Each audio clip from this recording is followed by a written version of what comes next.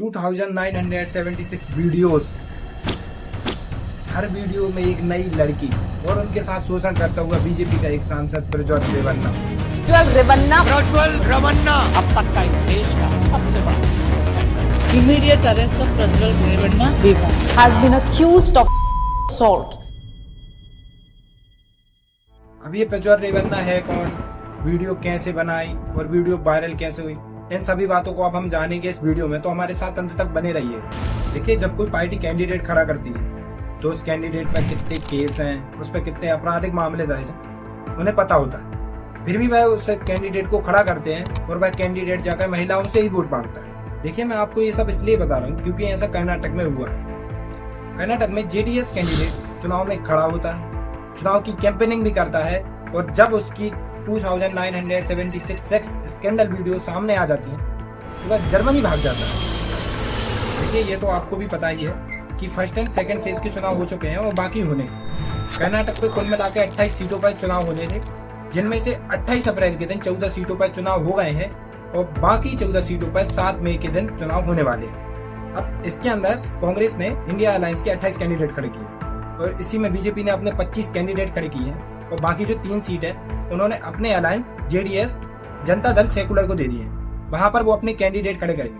देखिए, अब जो 3 सीट हैं जो बीजेपी ने जेडीएस को दी थी, उनमें से एक सीट पर हमारे पूर्व प्रधानमंत्री के पोते प्रज्वल रेवन्ना को खड़ा किया जाता है, जो कि एक सिटिंग एमपी है हसन सीट से।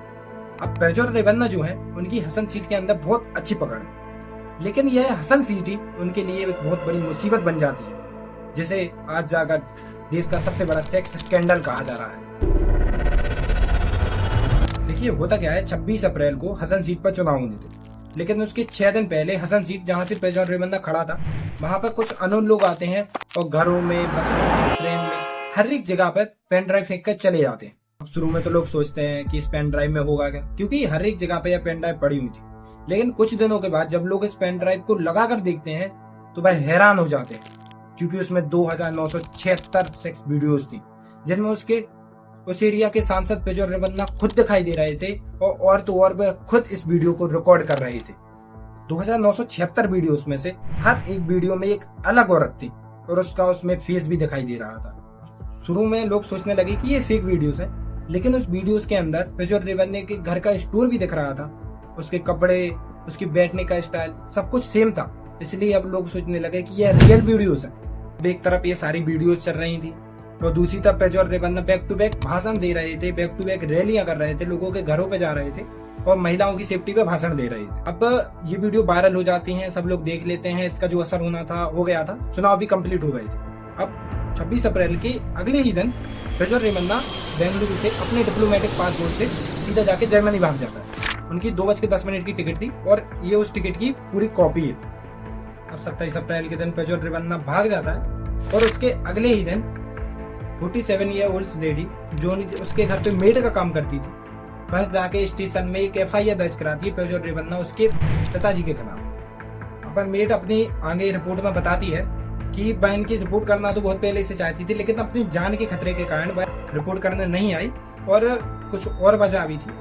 अब वह इस रिपोर्ट में आगे बताती है उस समय के बाद उसकी लड़की जो थी वो प्रज्वल रेवन्ना के घर कुछ काम से आती है और प्रज्वल रेवन्ना उसको देख लेता है और कुछ दिनों के बाद उसका नंबर निकाल के उसको बार बार वीडियो कॉल करके परेशान करने लगता है, जिससे वह लेडीज परेशान होकर पुलिस स्टेशन में जाके पिता और बेटे के खिलाफ, दोनों के खिलाफ रिपोर्ट दर्ज करा दी थी। अब इस रिपोर्ट के 1 हफ्ते बाद ही वुमेन कमिश्नर चीफ नागालक्ष्मी चौधरी के पास भी यह पेन ड्राइव पहुंचती है और वह अपनी ऑफिशियल स्टेटमेंट में बताती हैं कि उन्होंने इस वीडियो को देखा तो है, लेकिन पूरी वीडियो देखने की हिम्मत नहीं जुटा पाई, क्योंकि इसमें कई महिलाएं हैं जो बूढ़ी भी हैं और कई बच्ची भी यहाँ भी हैं जो अपनी जान की भीख मांग रही हैं, गिड़गिड़ा रही हैं, लेकिन प्रज्वल रेवन्ना रुक नहीं रहा है।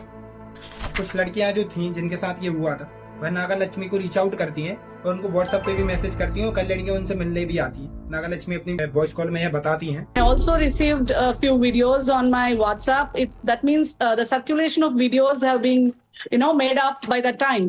And then when I went through all that, then I felt I was very sensitive about those victims who are there in those videos. और वह इसको भारत देश का सबसे बड़ा सेक्स स्कैंडल बताती है। ये मेन मुद्दा तो यह है कि ये सारी की सारी वीडियो 2018 से लेकर 19 की, मतलब आज से 4-5 साल पुरानी है और इन वीडियोस को रखा गया था एक स्पेसिफिक टाइम के लिए कि इस समय के पे हम इन वीडियोस को वायरल करेंगे जिससे इलेक्शन पे इफेक्ट पड़ेगा, बीजेपी पे इफेक्ट पड़ेगा। यह सबकी सारी की सारी वीडियोस कांग्रेस के समय में है, क्योंकि जेडीएस अपना दल चेंज करती रहती है, कभी बीजेपी के साथ आ जाती है, कभी कांग्रेस के साथ आ जाती है। 2019 में कांग्रेस के साथ में जेडीएस थी और जेडीएस ने पेजवर रेवन्ना खड़ा किया था और हसन सीट से एमपी है पेजवर रेवन्ना, जो कि उस समय कांग्रेस में थे। तो कांग्रेस सरकार का हक बनता है, क्योंकि कर्नाटक की मुख्यमंत्री भी कांग्रेस का है, तो कांग्रेस सरकार का फर्ज बनता है कि वह इस केस पे काम करे, ना कि बीजेपी करे। इस कांड के लिए कुछ करना चाहिए, ना कि बीजेपी के लिए कुछ करना चाहिए। आप इस बात को समझ सकते हैं, अगर थोड़ा भी आप दिमाग लगाएंगे तो आप समझ सकते हैं इस बात को कि जो पेजवर रेवन्ना है वह अभी मतलब आज से 2 महीने पहले ही उसमें बीजेपी में जुड़ा हुआ है। उससे पहले वो कांग्रेस में था और ये वीडियो 4 से 5 साल पुरानी है। सीधी सी बात है कि कांग्रेस के समय भी ये वीडियो बनाई, लेकिन इन वीडियो को वायरल किसने करा, कौन इन वीडियो को रखे हुए। अगर आप इसके बारे में जानना चाहते हैं तो आप इस वीडियो पर 1000 लाइक और सिर्फ 100 कमेंट कर दीजिए, मैं आपको पार्ट 2 ले आके दे दूंगा।